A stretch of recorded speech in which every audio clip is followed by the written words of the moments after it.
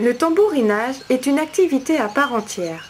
Elle n'a rien à voir avec les percussions liées à la recherche de nourriture ou au creusement du bois, ni le martèlement qui exprime plutôt l'excitation de l'individu à la vue d'un partenaire. Le pic, agrippé à l'écorce, frappe du bec un endroit précis du bois avec une rapidité étonnante. L'œil a du mal à suivre le mouvement de va-et-vient de sa tête, qui semble mue par un ressort et ramène sans arrêt le bec contre le tambour. Chaque oiseau possède un ou plusieurs tambours qu'il a choisis pour leur qualité de résonance.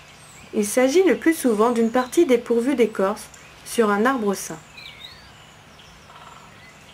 Le pic-et-pêche est particulièrement prodigue de ces manifestations instrumentales. En janvier déjà, plus ou moins tard selon le temps, il commence à s'y livrer, de la grisaille de l'aube au crépuscule du soir. En mai et juin, l'activité se ralentit, puis devient très sporadique en été, quand elle ne s'arrête pas complètement. Il m'a été donné de l'entendre plusieurs fois en automne, jusqu'en décembre, tant des mâles que des femelles. Quel que soit le point choisi pour la percussion, et malgré les variations de sonorité qui en découlent, on arrive à reconnaître la plupart du temps le tambourinage de l'espèce.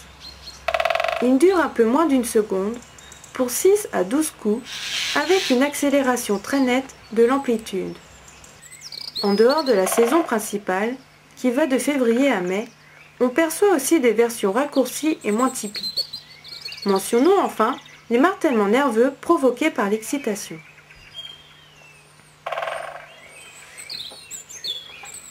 Pour s'alimenter, les pics doivent disposer d'un bon outil.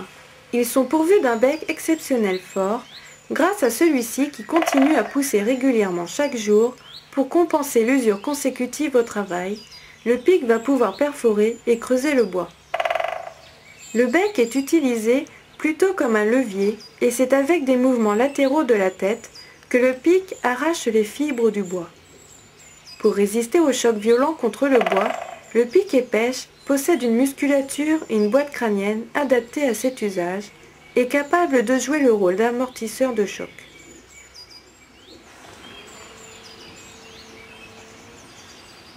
Enfin, leur langue est fine avec des soies capables de retenir les plus petites proies, mais elle est, de plus, enduite d'une sécrétion visqueuse produite par les glandes salivaires.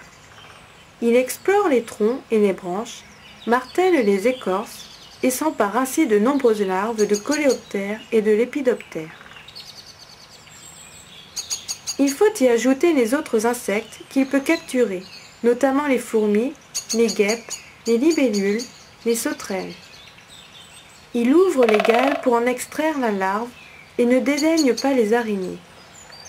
Selon de nombreux témoignages, les nids des mésanges, des citelles, des hirondelles tentent fort certains spécialistes du pillage qui enlèvent aussi bien les œufs que les jeunes oiseaux après effraction.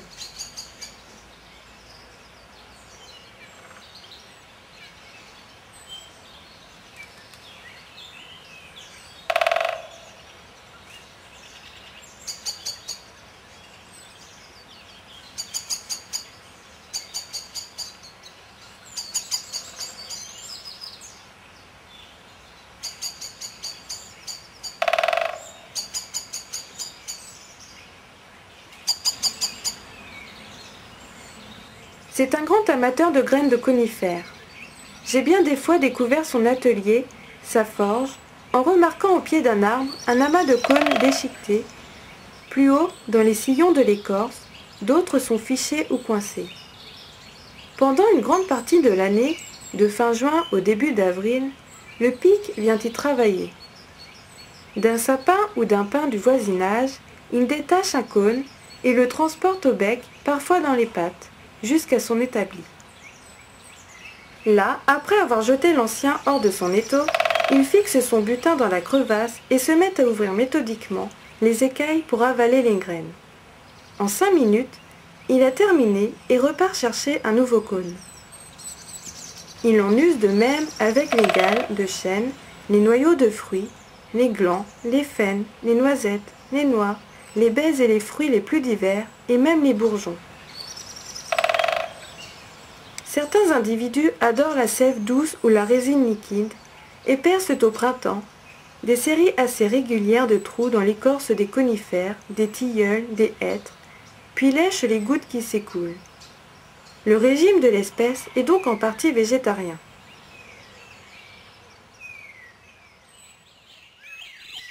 N'oublions pas qu'en hiver, ils se hasardent jusque près des maisons pour y goûter aux aliments exposés à l'intention des mésanges. Le pic-et-pêche sait utiliser les meilleures occasions. Cependant, on le voit peu à terre car ce n'est pas un grand amateur de fourmis.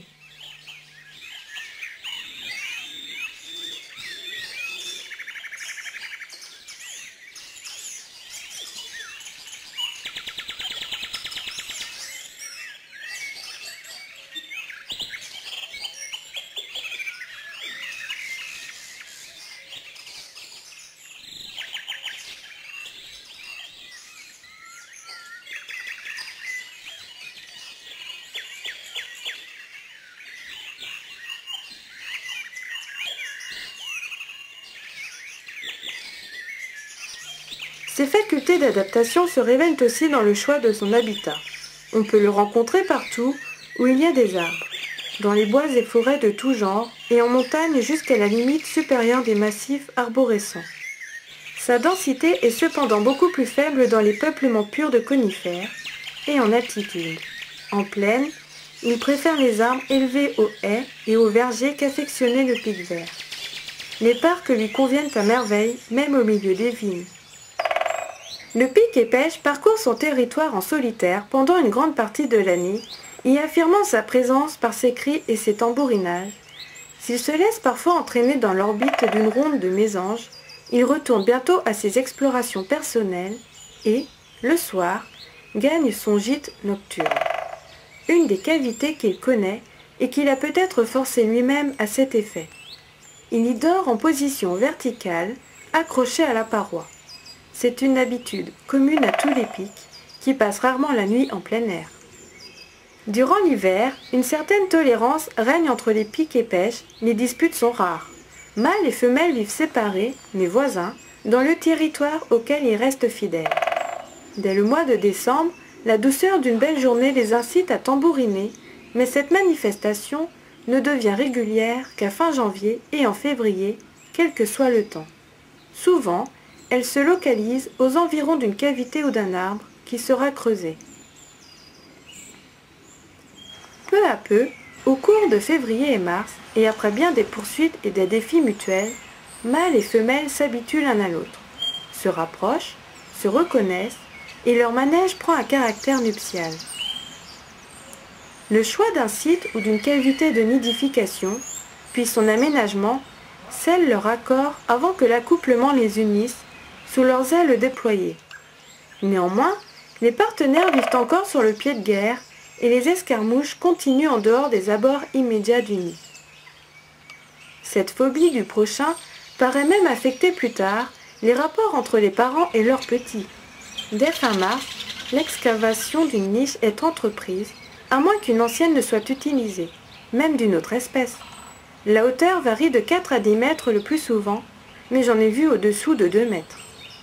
Les trous du pic sont des éléments essentiels de la vie de l'oiseau. Non seulement il niche dans les cavités creusées à la force de son bec, mais il y dort tout au long de l'année.